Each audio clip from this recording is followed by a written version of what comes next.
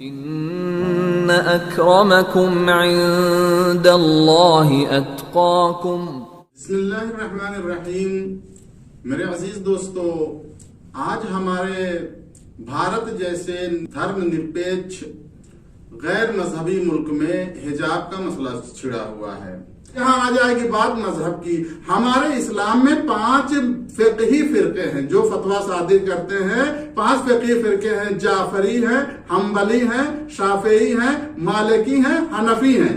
آپ ان 5 فقہوں کا مطالعہ کریں۔ ان 5 فقہوں میں 5 کو مسئلے میں یہ واجب ہے کہ عورت، مرد کے لیے بھی کچھ لباس پہننا واجب ہے، لیکن خاص طور سے عورت کے لیے، کیونکہ عورت بہرحال مرد سے تھوڑا سا الگ مخلوق ہے، زیادہ قیمت ہے اس کی، زیادہ اس کے اندر خوبصورتی پائی جاتی ہے، اس کی حفاظت کی زیادہ ضرورت ہے۔ 5 فقہ میں اس کو اپنے بال سمیت پورے بدن کو چھپانا واجب ہے۔ اب ایک نقطہ بتا دوں کہ ہمارے اسلام میں جو احکام بنائے گئے ہیں کہ یہ کرنا، یہ مت کرنا، یہ بہت بڑا پاپ ہے اور یہ بہت ضروری کام ہے، اس کے پیچھے ریزن چھپا ہوا ہے۔ اس کو ہمارے یہاں کہتے ہیں مصالح اور مفاسد کی بنا پہ، یعنی جس کام میں اچھائی چھپی ہوئی ہے ایک فرد کے لیے، ایک خانوادے کے لیے، پورے معاشرے کے لیے، پوری بشریت کے لیے، اس کام میں مصلحتیں دیکھی ہیں، اچھائیاں دیکھی ہیں، جس کام میں اس کو ضروری قرار دیا ہے۔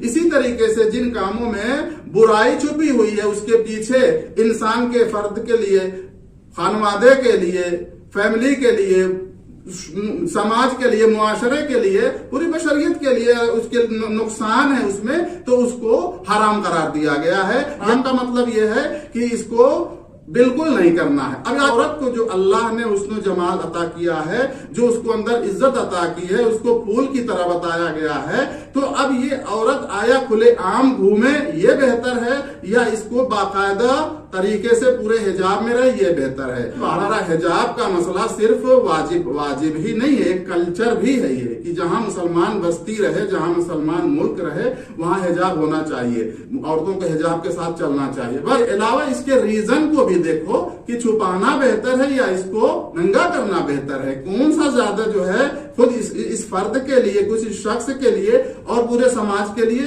کس میں بھلائی بہتر ہے۔ تعصب میں اگر آ جائے گا تو پھر انسان نہیں سمجھ پائے گا۔ اس گارنٹی کے ساتھ کہہ رہا ہوں کہ 5 فقہ، جعفری، حنفی، مالکی، شافعی، حنبلی، 5 فقہ، اس کے علاوہ اہل حدیث 6 کو، ان کو بھی ملا لیں آپ، سلفی اور اہل حدیث کو ملا لیں، 6-7 فرقے بن جائیں گے۔ سب کے یہاں عورت کو پورے بدن کے ساتھ ساتھ بالوں کو چھپانا بھی واجب ہے۔ تو بالوں کو چھپانا واجب ہے اور واجب کو چھوڑنا گناہ کا کام ہے۔ تو اللہ تعالیٰ سے دعا ہے کہ ہم سب کو سیدھے راستے پہ چلنے کی توفیق عطا فرمائے۔